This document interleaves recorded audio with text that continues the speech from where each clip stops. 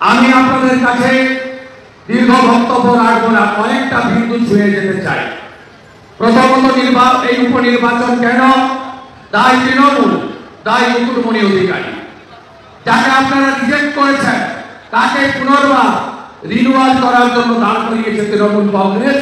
আমার বিশ্বাস আগে ভোটদান পরে জলপান, সকালবেলা যদি ভোটটা দিয়ে দিতে পারেন অর্ধ লক্ষের বেশি ভোটে মুকুটমণি হারবে এবং প্রাক্তন বিধায়কের ট্যাগ ছাপাবে।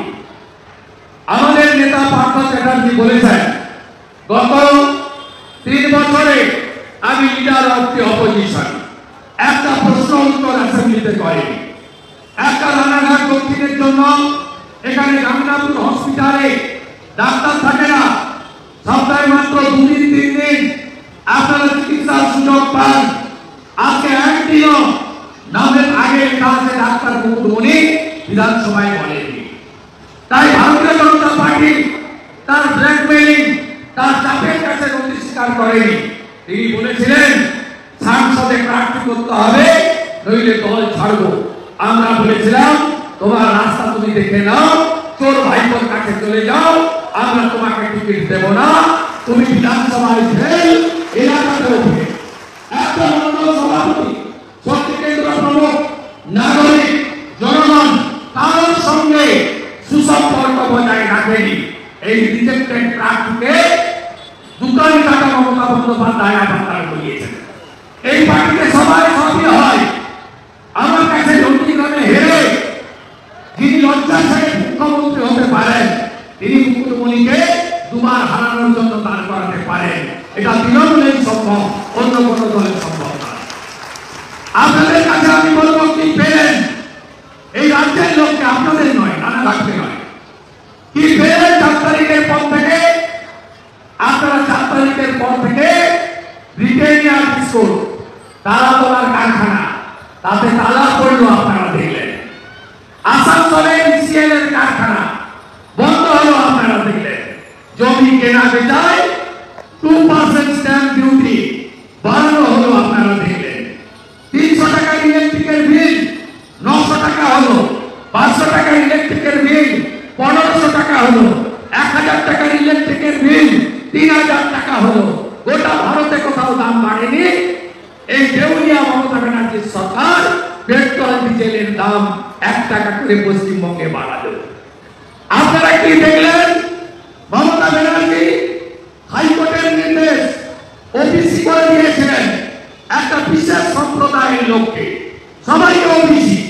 আর যারা মন্ডল কমিশনের লড়াই করে যারা ওবিসি পেলেন অধিকার সংবিধানে, ঘোষেরা, নাপিতরা, কুমাররা, কামাররা, তাঁতিরা, কর্মকাররা, মালাকাররা, স্বর্ণকাররা, তিলিরা, তেলিরা, কুড়িরা, আপনাদের ওবিসি কেড়ে নিয়ে এক বিশেষ সম্প্রদায়কে 98% ওবিসি দিয়েছিল। হাইকোর্ট বাতিল করল। 2010 সালের পরে ওবিসি সার্টিফিকেট বাতিল করা হলো, যারা শিডিউলের বাইরে মমতা ব্যানার্জি দিয়েছিল।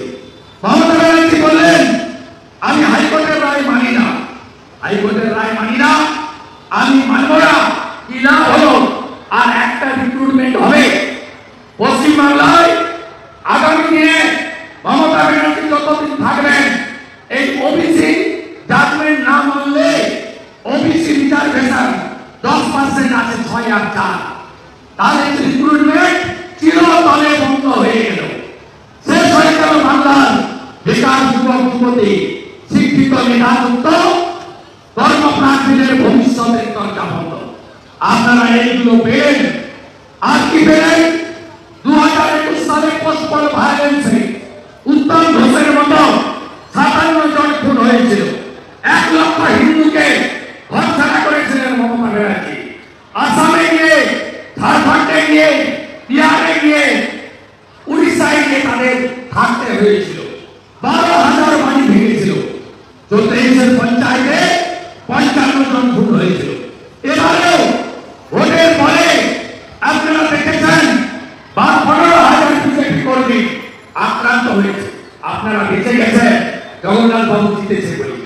আমাদের আগে গন্ডগোল হয়নি, তার কি তমলুক আপনারা জিতেছি বলে গোটা পশ্চিমবঙ্গে কোচবিহার থেকে ক্যানিং সন্দেশখালী থেকে শুরু করে একেবারে বাঁকুড়ার প্রান্ত পর্যন্ত সীমাহীন অত্যাচার হয়েছে। আপনারা দেখেছেন ভারতীয় জনতা পার্টি কর্মীদের উপরে। মায়েরা কি পেলেন আপনারা? আমি বলেছিলাম আমরা সব সভাতে বিজেপিকে আনুন, চাকরি যেমন পাবেন, শিল্প যেমন আসবে, কেন্দ্রীয় হারে মহানগর যেমন পাবেন, সুশাসন যেমন দেব, সুরক্ষা যেমন পাবেন, লক্ষ্মীর ভান্ডারও 1000-এর বদলে 3000 টাকা করে আমরা দেব। আজকে আমরা যা বলেছি মিলেছে। উড়িষ্যাতে 21টার মধ্যে 19টা এমপি বিজেপি জিতেছে। আজকে উড়িষ্যাতে আদিবাসী নেতা মোহন মাঝি তাকে মুখ্যমন্ত্রী করা হয়েছে। উড়িষ্যাতে সুভদ্রা যোজনা, এই শুনতে শুনতে চলে যাচ্ছে, শুনতে শুনতে যাচ্ছে চলে না। তৃণমূল মানে চোর ধরো, চোর ধরো, চোর ধরো। তৃণমূল মানে চোর, চোর, চোর, চোর। চলে যাচ্ছে। গোটা বাংলাটাকে ধ্বংস করেছে। কোচবিহারে সংখ্যালঘু মহিলা মোর্চার নেত্রীকে বিনষ্ট করে 1 কিলোমিটার হাঁটিয়েছে, 1 কিলোমিটার হাঁটিয়েছে। আপনারা চোপড়াতে দেখেছেন হামিদুর রহমানের বাহিনী মহিলাকে কিভাবে পেটাচ্ছে, বদলা হবে না? বাহিনী বদলা হবে না? হামিদুর রহমান বলে ইসলামিক রাষ্ট্রে মহিলাদের শাস্তি দেওয়া হয়। এটা ইসলামিক রাষ্ট্র? বলুন, বলুন আপনারা। বিবেকানন্দের রাষ্ট্র, শ্রী চৈতন্যদেবের রাষ্ট্র, নেতাজির রাষ্ট্র, ডক্টর শ্যামাপ্রসাদ মুখার্জির রাষ্ট্র। এই রাষ্ট্র ইসলামিক রাষ্ট্র নয়। তাই আপনারা আগামী 10 তারিখে 2 নম্বর বোতাম টিপে মনোজ বিশ্বাসকে জিতাবেন। লোকসভা নির্বাচনে 293টা আসন পেয়ে নরেন্দ্র মোদীজি তৃতীয়বার প্রধানমন্ত্রী হয়েছেন। এই রাজ্যে 22-24 হলে সত্যি সবাই খুশি হলো, কিন্তু না বন্ধু, ভারতীয় জনতা পার্টি হেরে যায়নি। গণনায় এই রাজ্যে বহু আসন লুট করা হয়েছে। তারপরেও কত পার্সেন্ট ভোট পেয়েছি আমরা? 39%। কত ভোট পেয়েছি আমরা? 2,33,27,000। অ্যাসেম্বলিতে আমরা জিতেছিলাম 77 জন, এখন এগিয়ে আছি 92টা বিধানসভায়। 146টা বিধানসভায় আমরা 40%-এর উপরে ভোট পেয়েছি। তাই আর মাত্র 2% ভোট দরকার, 2% ভোট। আর ওদের দিকে ছাপ্পা রুখে দেওয়া আর গণনাটা রানাঘাটের মতো করা, কাঁথির মতো করা, তমলুকের মতো করা, বনগাঁর মতো করা। তাহলে দেখবেন দিদিমণি চিটফাটান, এপাং ওপাং ধপাং, ডবল ইঞ্জিন সরকার। তাই আপনাদের বিকল্প হওয়ার কোনো কারণ নেই। বিধানসভায় গত 3.5 বছর আমাদের লড়াইটা আপনারা সন্তুষ্ট হয় কিনা? সন্তুষ্ট তো? সিপিএম বিরোধী দল হিসেবে লড়তে পেরেছে, কংগ্রেস বিরোধী দল হিসেবে লড়েছে, লড়াই বিজেপি লড়েছে। মনোজ বিশ্বাসকে সঙ্গে দিলে এই লড়াইটা আরো তীব্র হবে, তীব্র করা হবে। 26-এ আমরা পশ্চিমবঙ্গে রাষ্ট্রবাদী সরকার তৈরি করব। তাই আপনাদের সকলের কাছে 2 নম্বর বোতাম টিপে ভোট দেওয়ার আবেদন জানাই। লড়াই তৃণমূলের সঙ্গে হচ্ছে না, পুলিশের সঙ্গে হচ্ছে। পার্থসারথী চ্যাটার্জি বলেছে প্রতিবার হবে গণতন্ত্র রক্ষা করার লড়াইকে দুয়ার দাঁড়ি হবে। জগন্নাথ তাকে জিজ্ঞেস করলাম 10 তারিখ অবধি সেগুলি কি আপনার বলো? মাঝে 7 তারিখে জয় জগন্নাথ করতে যাবো, তখন যাবো। আর বাকি আমি আছি 10 তারিখে সাংসদের নেতৃত্বে সব এমএলএ থাকবে। আমি এখানকার আইসি পুলিশ প্রশাসনকে বলে যাই, একটা পোলিং এজেন্ট যদি মার খায়, একটা জেনুইন ভোটার যদি ভোটদান থেকে বঞ্চিত হয়, শুনে রাখুন 11 তারিখে রানাঘাট থানা অচল হবে এবং বিরোধী দলনেতা উপস্থিত থাকবে। তাই আপনারা আগে ভোটদান, পরে